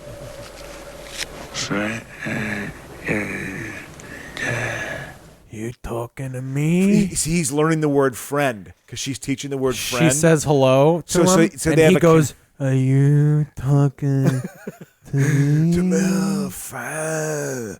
I have a friend. Do you feel lucky?" You see, he's developing a soul out in the country, and so it's going to make the drama of his burning at the stake that much more dramatic, and that girl will be involved. What is he, a monk? Right? He would be leaking and like shitting weird. It wouldn't be as clean cut as this, where he's just walking around now. His cuts would be seeping body fluids. You'd have to like tape them up to keep them fucking they are airtight. reanimating people. I'm going to bring them back. That would be hilarious if like you're hanging around, you're like, oh, pop the seam. You just got to put up some tape so fucking fluids don't leak out. It's like a waterbed walking around. This is Helen Bonham Carter and Kenneth Branagh. This is like, we were talking about it last week. You see, she was like in these movies, She's in anything where you need a high-pitched, shrill British lady. She's so young looking there, man. Especially, goddamn well Tim Burton directed this if she's in it. Well, I think they're divorced now. Well, he still fucking loves her because she's in everything. Yeah. He can't not at this point. Then the people will fucking think he's picking sides. He's just like, well, now I've painted myself in a corner of putting you. Is that Tim Hewitt, the guy who played Amadeus? Yeah. He's in this? Oh, this cast is amazing. What year did this come out? I'm going to say 99. I'm going to say 94, 95. 94. Yeah, Look I say at 94. you. Yeah, because I just started doing stand-up comedy. You know what? This probably came off the heels of fucking Dracula. Oh, absolutely. Bram Stoker's Dracula. Like, this was... Which people liked. Oh, hey, I looked up its box office this week. It made the equivalent of like $450 million right now. And what did it cost? Like 10? What it cost $70 million. I think it cost $70 million. That was a high. That's a high. And it's such a weird expensive. 90s cost because it was like for wigs probably and shit to make it look like. It looked good. Like that was a cutting edge movie. Now that's where money. Like I guess it's more expensive, but now you just do all that shit with CGI. Yeah, there was still actual prop departments. He looks like mattered. someone who just got into a fucking fight. Well, I think he's healing. Old Paulie. You see, he's learning the language too. I'm not a beast. Old Paulie Knuckles mashed up his face a little bit. You see, they're showing the passage of time. Now it's winter time. Forget about it. Oh, I'm just hanging around outside someone's house and learning language. Oh, he'll be wearing a Dago tee next. He gets more and more Italian as the movie goes on. It turns into fucking a raging bull. Yeah. At the end of the movie is him burning at the stake, and you just see his fucking Jesus emblem burning on his fucking slick-haired, tattooed chest. Oh, I smell. Yeah. Oh, so he's gonna eat. Wait. Obviously, he said he just turns into Fredo. Has he just not been able to eat for like 3 months? Right. Well, I mean, who are you? Who's this broad? Where's your father? It's Anne Hathaway. Where's your father? Who's there? Maggie? No. Oh, it's you. You see, He's gonna do the thing where he pretends he's over there. Because it's the 1800s, you just fool blind Who's people. that? Who's the old guy? Who's the old guy? That's Kenneth Branagh, I think. No. The old Kenneth Branagh was who's hugging Helen Bonham Carter. Okay. I think that's the landlord. You got to pay me. Uh-oh. Oh, stuck him right up there. He just fucking George from Of Mice and Men. That motherfucker. Yeah, exactly. See, that's they make it like. Is that Anthony Hopkins or who? No, I think that's not Branagh. Kenneth Branagh. Kenneth Branagh's younger. He was the guy hugging. You come and sit by the fire. Let's do the cast. Let's see. See, he's blind. Don't This be is afraid. like Is the it Gene Tom Hackman. Hulse? This is the Gene Hack. No, Tom Hulse is the guy from Aiden Amadeus. Quinn? Is it Aiden fucking Quinn? It might be him. He's old though. He's an old guy. He's an old guy. He's that no, guy. it is Hopkins, I think. It's Ian Holm. It's Ian Holm. That's who it is. Yes, because he's the character that Gene Hackman plays in Young Frankenstein. You're blind, but you are a good central soul. Glad you finally came in. I can't see your appearance, so. Man shouldn't have to hide. Is your penis all weird? What dick do you He's think? showing him kindness. Do you think he found a nice dick for him? It's just he found some gigantic cock. It's black. It's the only part of his body is black. Exactly. It's a black dick. How's that for a good racist joke? There you go. Well, race. It's racy. We're saying it's good. He can lay it down. Wait, is he speaker? It can't be as bad as that. I gotta say this right now. I need my Frankenstein to be green. I don't know about you. The green, no flathead. They probably really thought, "Oh, we're modernizing Oh, it." absolutely, they were. Absolutely, they were. You're right. This is Bram Stoker's Dracula. Definitely made this possible. There were a few other movies of that era too, like this. Yeah, they probably just went down every monster. There probably was a Creature of the Black Lagoon thing. They've around never out done there. a Creature of the Black Lagoon movie. That is shocking to me. Well, now he's the sidekick and everything. They'll just throw him in there. Monster Squad, he just throws him in there. What is wrong with your face? Well, you fucking made me. What do you Look mean at that what's wrong makeup. with my face? It's terrible. They need Dr. Mark Sloan from fucking Seattle Grace. Interview with the Vampire was very much of the same era too. I'll tell you what, the doctors at Grey's Anatomy can fix that guy. Old McSteamy would fix him right the fuck up. I live down the street from where they filmed Grey's Anatomy. Do you? They did Prospect Studios. Oh, did they? Oh, it's at a studio. I wonder if Yeah. they film in the. Chunks of it are in that children's hospital. I wonder if they. Oh, use. I mean, they must. They must. Cronenberg had a movie there. Cronenberg, one of his latest. We film it at the Church of Map to the Scientology. Dude, Grey's Anatomy's wild. We're almost 10 seasons in. I was gonna say, is there more Grey's Anatomy stories like this? Oh, dude, wild shit. You The guys sister are- died in a plane crash. They fucking after the plane crash, one of the doctors had to lose her leg. The lesbian doctor. So that's her whole story. She's all pissed that she has one leg because when her leg was all broken and mangled, she told her wife / the lady who was operating on her, like, promise me you'll save my leg. And then it got to the situation where, like, she's going to die if you don't cut this leg off. So she was in another surgery and they came in like, we got to take the leg off or she's going to die. So she just goes, take the leg off.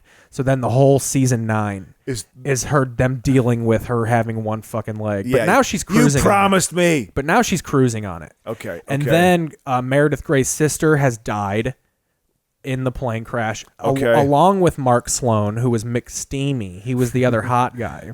Off of McDreamy. Off of fucking Patrick Dempsey. Okay, exactly. So he fucking dies, but they do this weird thing where he survives. Dreamy.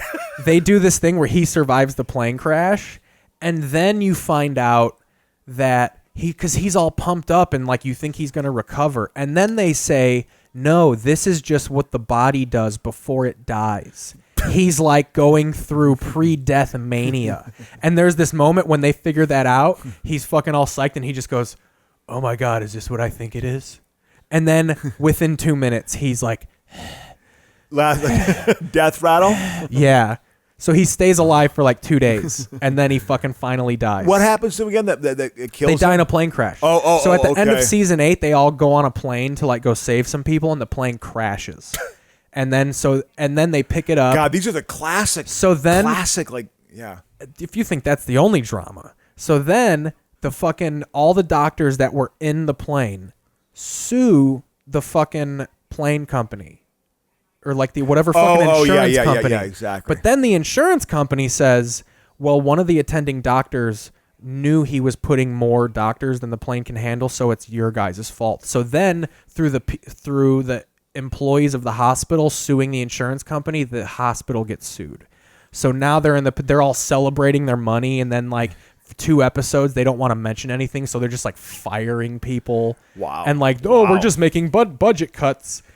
Straight illegal shit. Yeah. Like, of just like lying to your employees. Yeah. Of being like, no, we're not being sued for $15 million a pop. It's like $60 million. So then, Crow, to avoid this whole disaster of the hospital going out of business, all 5 of the survivors buy the hospital and become the board of directors of the fucking hospital, along with attending surgeons. So now, so it's got this quasi happy. So then check this out. So bad. So then check this out. So bad. The lady who puts up the money, because they need like $200 million, Of course, and they have that like isn't cheap. and they have like 60 from the plane crash. Yeah. So the lady is the mother of a young doctor at the hospital. So she goes, my organization's going to give you the money, but my son is now the head of the board of directors. So now you have everybody hating him. It's wild. Yeah, dude. yeah. I tell you what, I mean, so that's where we're at right now. There's a through line. There's a through line. They These get are stories. Crow, this isn't like it's happening over the season, but this is episode after episode after episode. How can they survive that level of drama? You know what I mean? How could you as a human being? You asked no that, one's life is that the show interesting. wouldn't survive 3 episodes if you're fucking going it was into actually that. your life. Oh yeah. Yeah. But here's the thing. The cases that they have are real because they have a whole medical team that like fact checks their shit. So all of the stuff that they show, all of the stuff that they show is real legit things that have happened. It's just not, you see that shit every now and again. Yeah. Well, in Grey's Anatomy, it's like every day. Every day you're some coming weird in. surgical procedure. Oh yeah, Yeah, fucking yeah. or like legitimately. There's an episode where there's this fucking crazy accident and there's fleets of ambulances bringing people into the hospital. Yeah. And 2 of the ambulances get into a fucking car crash when they fucking slide up to the hospital. Yeah, and you got to deal with that. Well, and then Yeah. so for the whole episode, ambulance people are all flipped upside down, and one of the doctors has to like hold on to this. She has to crack open his chest and like hold on to his heart and like pump his heart for him while they can get him out of the Get the fucking blood thing. circulating still. There are multiple instances where they have to manually pump people's hearts to keep them alive. Like it's World War II or something. Well, one of the chief surgery is a former like war trauma surgeon. Okay. Yep. That's what they did. By the way, just a little fact, little history here to ground it in reality.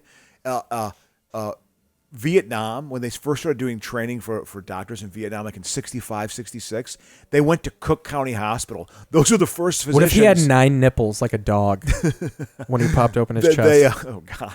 It's a bad image. I'm thinking Quado might come out of it right now. But I know.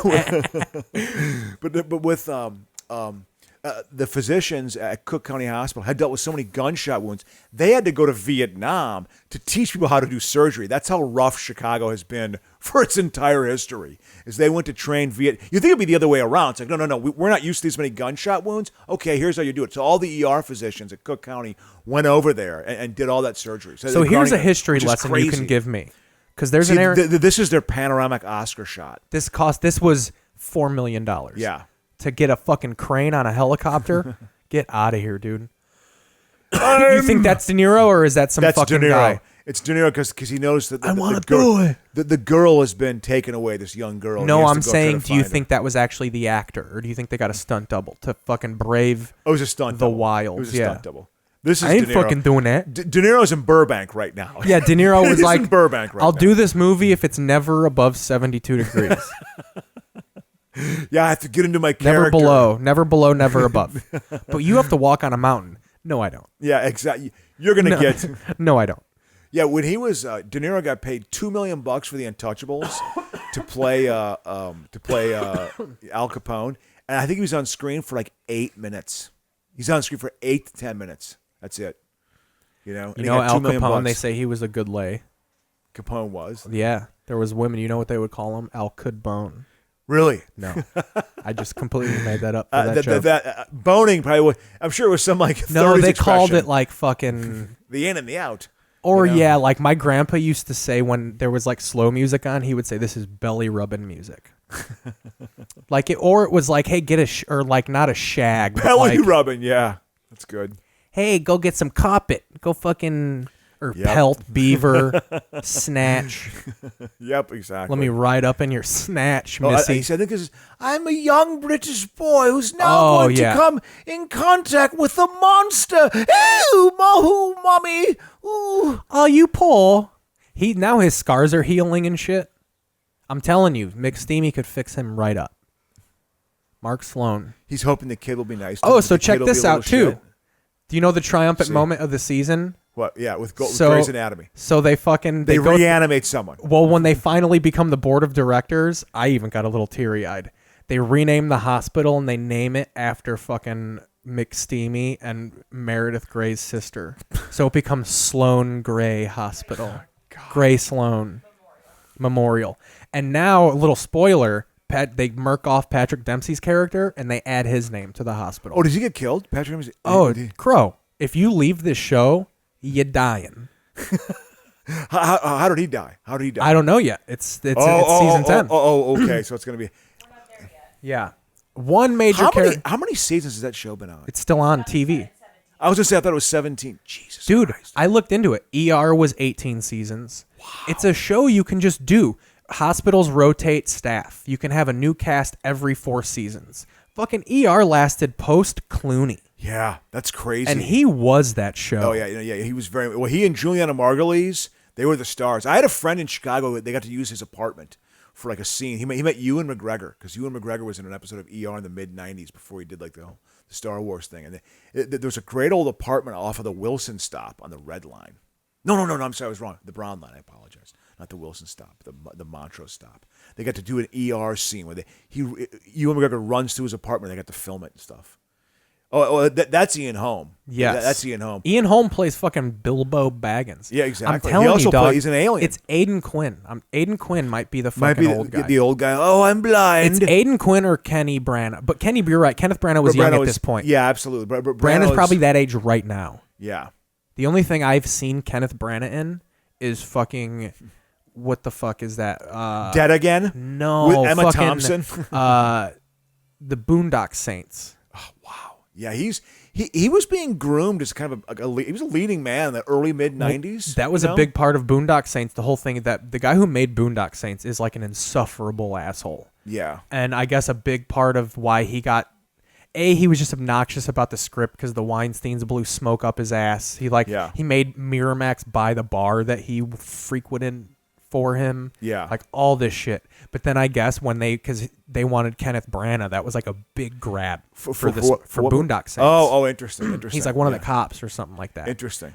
Well, yeah. By the way, this is where Frankenstein gets framed for the child's death. I think. But yeah, it's got to be. They blame him. This for is it. like we're gonna remake of Mice of Men too. Exactly. Basically. Well, that's basically what Frankenstein. That's where the torches come on. This is when the Republican Party convention starts to happen here later in the movie, when the torches come out and the pitchforks. So the dude who made Boondock Saints, I guess, was really disrespectful to Kenneth Branagh over the phone. Like they were negotiating price, and he was just like, "I don't give a fuck who you are overseas. Like, I'm the hottest fucking thing in Hollywood." Yeah. And I guess from the jump, Branagh was like, "I'll do this movie, but I don't want to see this cocksucker." Wow. Jesus. Yeah. Those relationships. It's weird. Some people feel they have to be that Can way. you imagine having the confidence to treat people like shit? To actually have that level of ego, to be that direct about it. I don't have That's Branagh. That's Branagh right Branagh. there. Yeah, and you know what, man? I'm almost jealous of people that can just be awful to people. I tell you what, when I was at the city of Chicago, that's why I say... I wish I could put that confidence into my work. My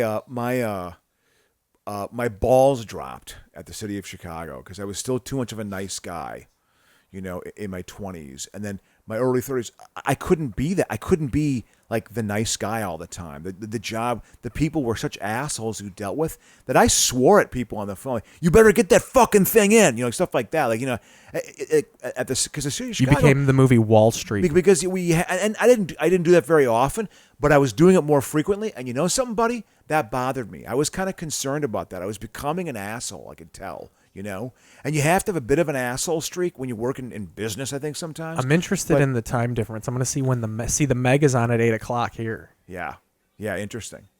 But yeah, it is. But being that direct of an asshole, I could never do that. But I'd yell at people. I yelled at people, no doubt about it. There's no doubt about it that I did it from time to time. I had enough of an edge. I had to do it, otherwise I would be eaten alive. You would be eaten alive. Mm-hmm. I mean, Chicago's not. There's more of a veneer of nice here, I think, which is interesting because they would think, oh, I was Midwest nice, but no, the people are more direct in Chicago. Is than this they movie are here. climaxing? Are we getting split? Oh, they got so much longer. Well, this is the beginning of. This is the page 60 of them going after. Oh, they might mistakenly kill her. I don't know. They put her in the joint. I don't know what they're doing. She's getting blamed for the joint. Again, their kid died. The joint was probably a torture device. Yeah, of course. yeah, it was this. Oh, they're hanging this bitch. Yeah. Look how excited people are for a good old fashioned. Wow, just no fucking no saving that. Yeah, you're breaking the neck. Yeah, I guess it was a total they shouldn't have done that. Oh, because they thought she did it. Yeah, maybe. I think they're they throwing think she's fruit. a witch. I don't know. This is before. This was the year before Braveheart. Dude, I bet some Republicans want to be able to do that. Yeah, I would like to be able humiliation. to toss you over the fucking the roof, sir. I watched on Frontline this weekend. I won't slow the show. I was leading into. I feel like we should close it out with. We would be dumb if we don't acknowledge that. I would think. Not even. I feel lame saying this, but it's a huge election. yeah. No, it's a big deal. I watched the Frontline America's Choice Biden and Trump, and they do like a pretty deep dive, a 2-hour deep dive of like Biden's rise, things that he did wrong in his career, gaffes he's had, Trump's whole thing, and just like Trump, his whole thing. I mean, they talk about him with the whole that whole being legitimately insane. The whole thing, when he had that full-page ad he did on 3 different papers in New York City in 1989. I remember that happening. About the Central Park 5. Yes, I remember being like, this is racist. I was 20 years old. It's like, this is fucking racist. And they came out and found through DNA evidence that these 5 guys had nothing to do with it. I've seen the and doc. that piece of shit doesn't come back and say he's sorry. He's like, I still think they did it. Yeah, he doubles down. He basically said just because they got out on a technicality doesn't mean it's like no, there was strong evidence, DNA. Dude, there's still so many people that are in that area. The cops are so in denial. They swear up and down. Like their thing now is, well, maybe they didn't do it, but they were definitely there when it happened. They watched. They know what was up. They were there with their boys. They're covering up for like, come on, man, you fucked up. And then Trump was just like, and they have a quote of him at that time just saying, he used the word hate 3 different times. He said hate in an interview in public 3 different times. I mean, done more for the blacks than anyone since Abraham Lincoln. Yeah, I mean that claim is. Here's my test: if you say the blacks, you're not unracist. Yeah, you are. That's a very much East Coast. I knew, but my best Tony friend from LaRussa college, said the blacks in his thing. My best friend from college grew up in wealth on the East Coast. His parents owned a place in Quag. They owned Bumblebee Tuna. So I mean, they had some cash, and when you said that, my poor head thought you meant that like that's the kind of tuna they bought. That like they owned Bumblebee Tuna. No, they owned the company. That's what kind of we're talking about. $4 tuna money. So they owned a place out in the Hamptons, and like all the white folks there, they still say the blacks. They still say the blacks. It's just colored. I mean, there's a weird good. It's like the era of like the jazz age. It's fucking. I remember my grandpa, or this is when I knew I wasn't racist, and I wasn't even joking, but this was probably my early snark. Yeah. My grandpa used all kinds of names for black people, and I used to be like, Grandpa, and my grandparents' thing is like, well, what are we supposed to call them then? And I remember as a kid, I go, their name. Yeah. And they rolled their eyes at me. Yeah, because you're right. No, I had an uncle. I said it before. I had a great uncle who was a prison guard at Leavenworth Federal Prison in Kansas. That's like an Alcatraz type prison. And I mean, he said the N-bomb till the day he died. And he died maybe 12 or 15 years ago. He didn't die that long ago. He said the N-bomb, no problem. You know? So, Crow, I've found, because I've been thinking about Tuesday and stuff. Imagine number one. Yeah. What do you think? I'm telling the listeners right now, we're not podcasting the election. I'm not live streaming. Everyone is live streaming or podcasting during the election. It's so because Rogan did one in 2016 and it was super popular. Yeah. So now we're going to do a election live stream. Number one, you're not going to find out shit election night. Yeah, you're really not. You're going to be looking at projections all night.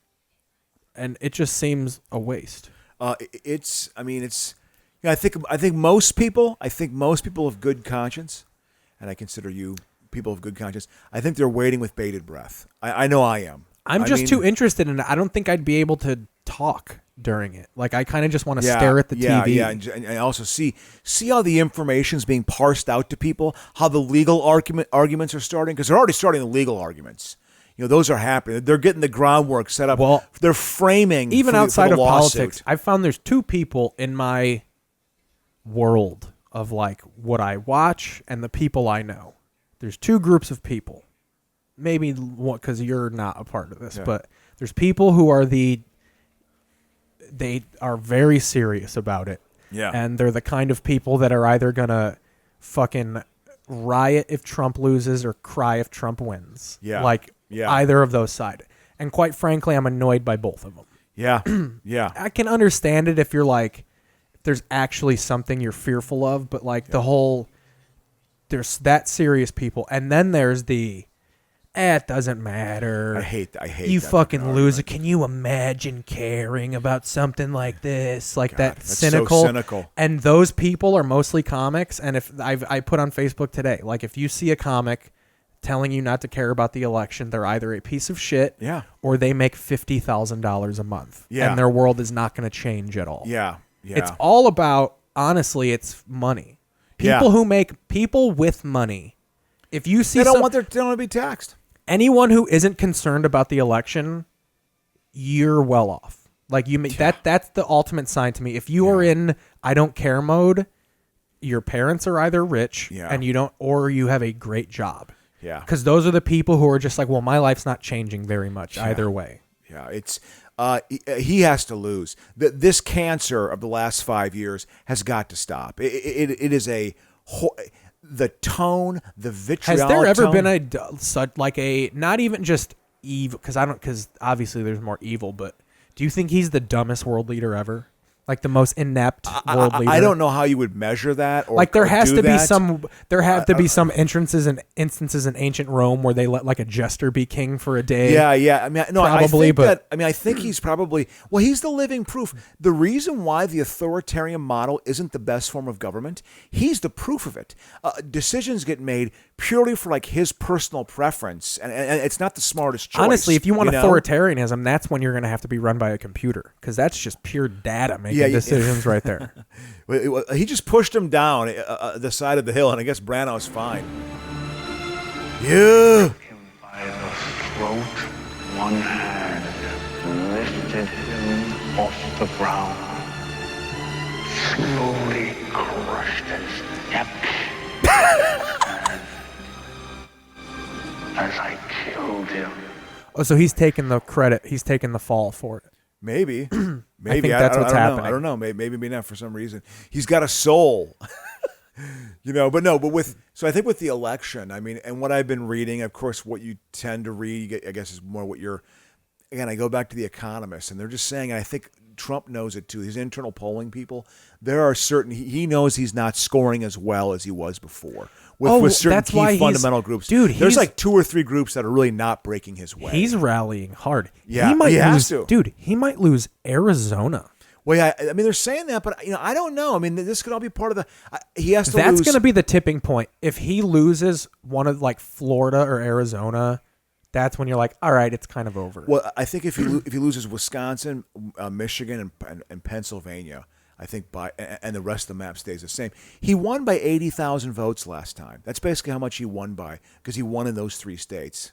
So I think that Biden, they've made a concerted effort to go after those states. I'll tell you what, there's a Democratic Senate candidate in Michigan though who's losing to a black Republican. And he's down by like 2 points. Dude, you see how many rappers came out in support of Trump this week? Of course, because they don't want their fucking taxes Yeah. raised. They don't, even though it's not even that much of a raise. It's just so greedy. Greed is so bad. It's so bad. Well, I know. Right. And then they also have, it's like, how much more do you want it oriented in your favor? It is all written. The tax code is as fucking Byzantine and fucked up as it is to protect your interests. It's just. That was the best claim ever in 2016 when Trump said he was going to rewrite the tax code. Oh, it's just, he doesn't. He can't do my anything. uncle told me, my uncle was like, that is physically impossible. Yeah. The tax code is a unreadable, like it's Latin. Yeah. It's not. It's in a language. It's also huge. You can't even make sense of it. Like Yeah. it's not. You can just fuck with it. There's no rewriting the tax code. Yeah. Well, I mean, What is it even based on? Do you even know anything about the tax code? Like, what's the first number? Like, that's what.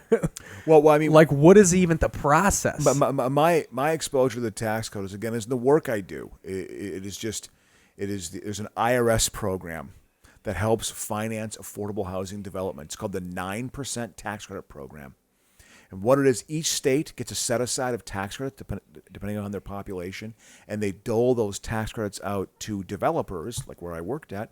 They apply for the money, and if their development makes sense and they check all the boxes off, they say, okay, we're going to give you X amount of dollars that you can then sell to basically banks. So they get a tax credit, so banks can lower their federal tax liability by investing in these buildings. So if they have a $200 million tax bill, they can lower it by $10 million if they buy a certain amount of buildings, But I want to know where the code is. That Well, would the be great code- if it's in some like box somewhere. Oh, I'm just probably in some IRS building. I mean, I'm sure it's literally tens of thousands It's of on pages. an old Apple Like One computer. It's on a Commodore. Yeah. Commodore 64. You have to play Number Munchers to fucking access it. No, but you have to win Oregon Trail to access the fucking tax code. Huh?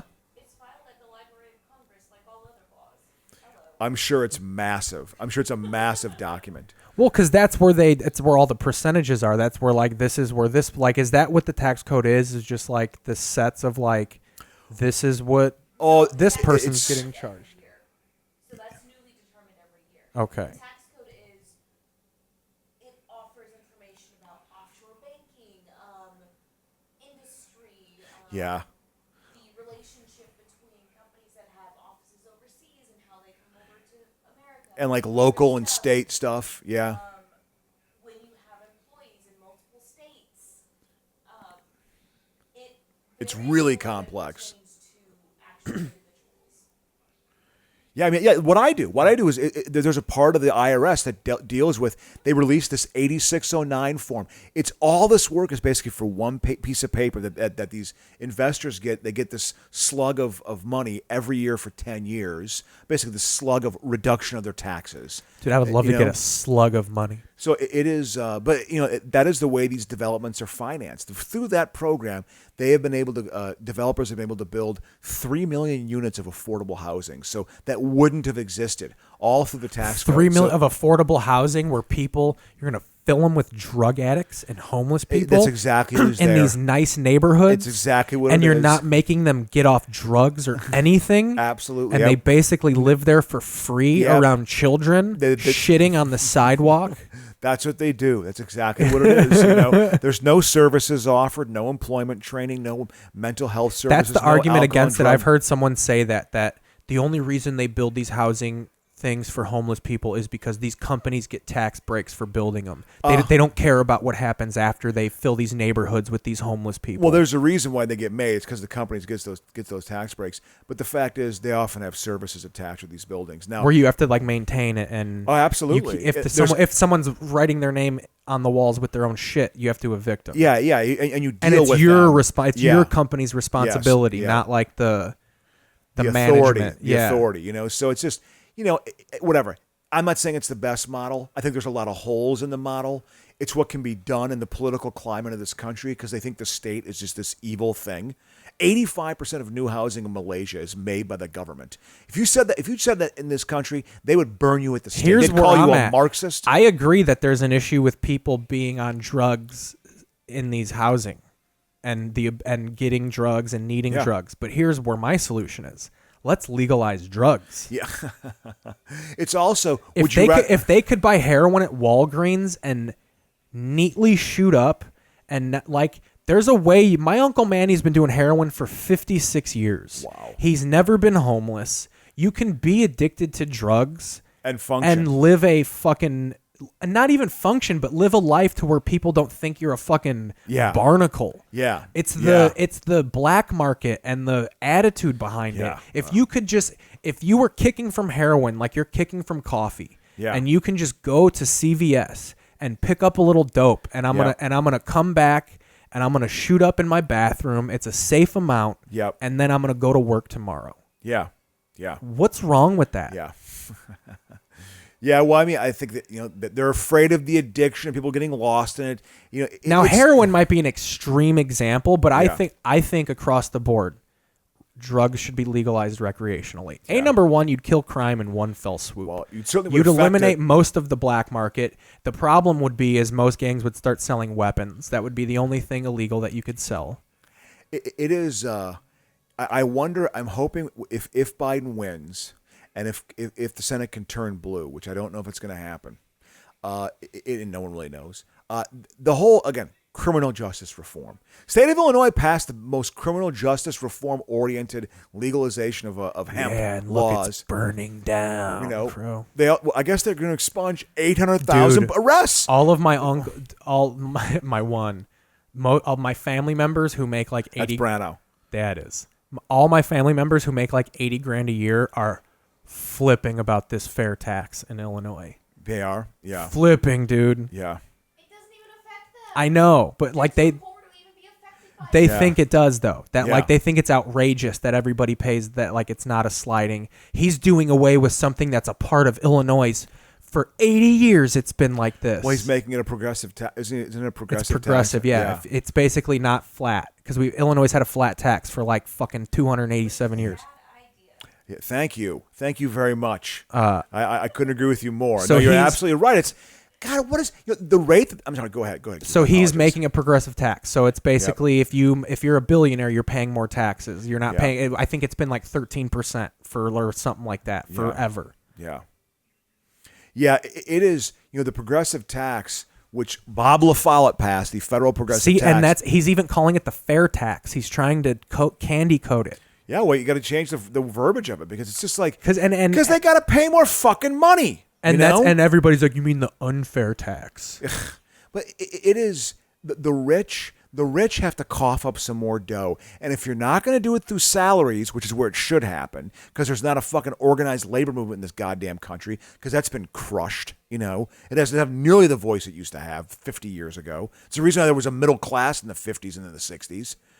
God forbid, but that's gone. So then if you're not going to do it through raising of wages, then you got to pay some more tax. All right, You've here got we to go. pay some more fucking money. So yeah. No, you don't, man. It's my fucking money. Guaranteed I feel sorry rate. for you. It's to permit a guaranteed rate income tax and proposing a new rate and bracket structure. Yeah. And then let's see here. It would become the second highest rate in the nation. Behind New York or California. Under public, whatever the fucking real act is. So many goddamn numbers. Act 101-008, bumfuck, whatever the fuck, breaker. Corporate income would be taxed at 10.49%, which would become the second highest rate in the nation. Yeah. While pass-through businesses' income would be taxed at the top rate of 9.49%, the sixth highest such rate nationwide.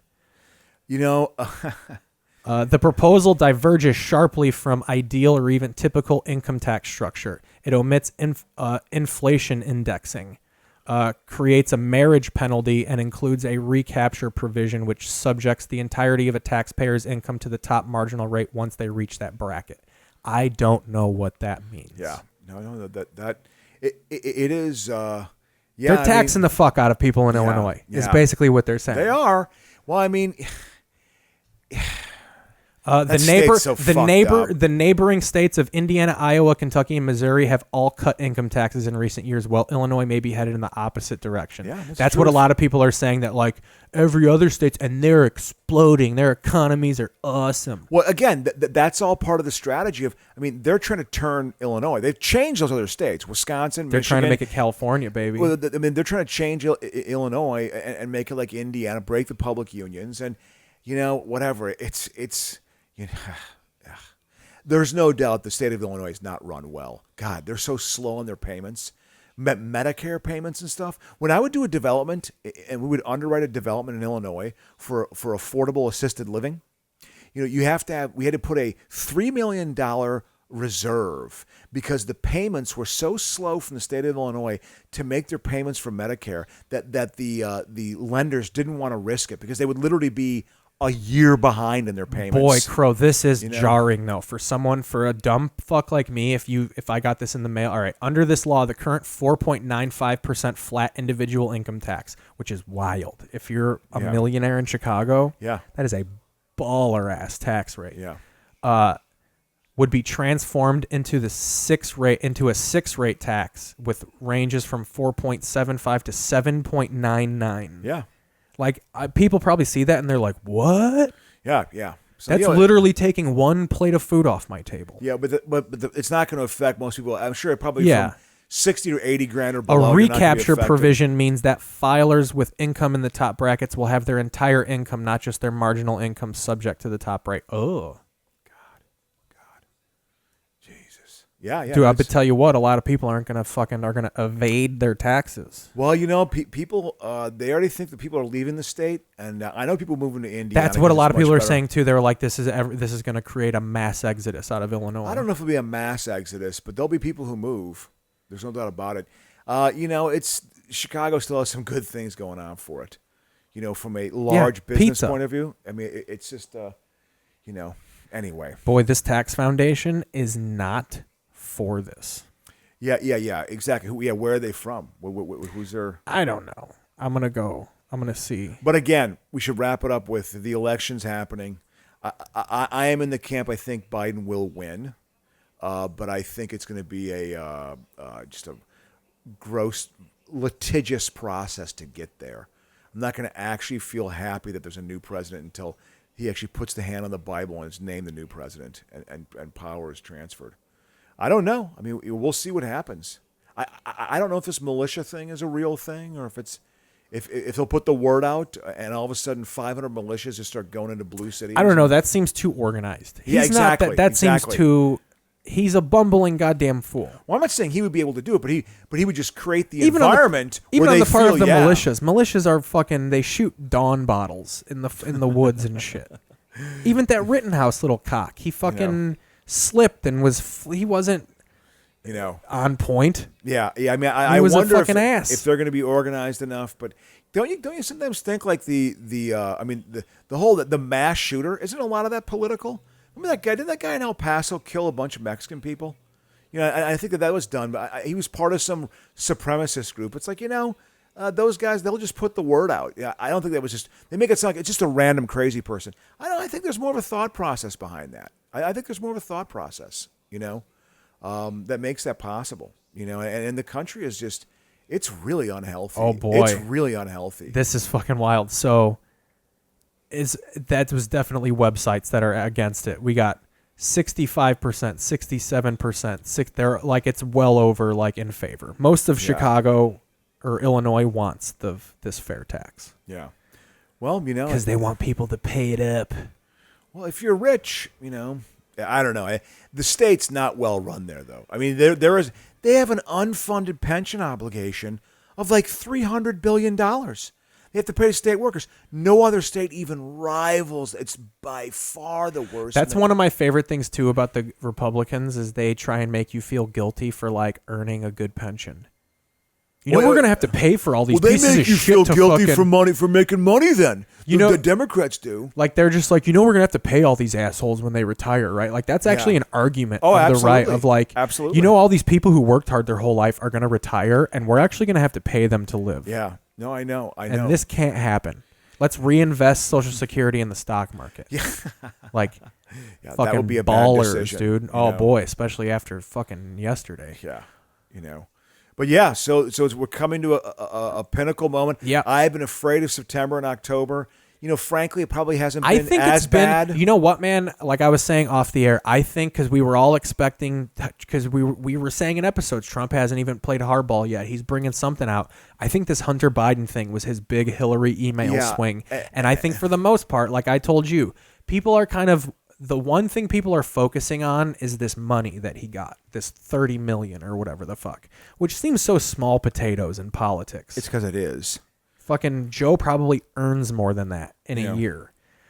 So people are kind of, that's hurting him a little bit of like, just admit that your son embezzled a little bit of money overseas. Like, they ain't nothing wrong with that. Well, yeah, I think he was on the board of a company that got a contract. Yeah. That shit happens, I think, all the time. All the time. Yeah. But I think Trump wanted people to focus on the crack and the coke. Like, I think he wanted to make it look at his drug addict son embezzled money for drugs. Yeah. And I think most of the country, either out of sympathy or just not giving a fuck, is just like, dude, my friend is a crack addict. Like, yeah.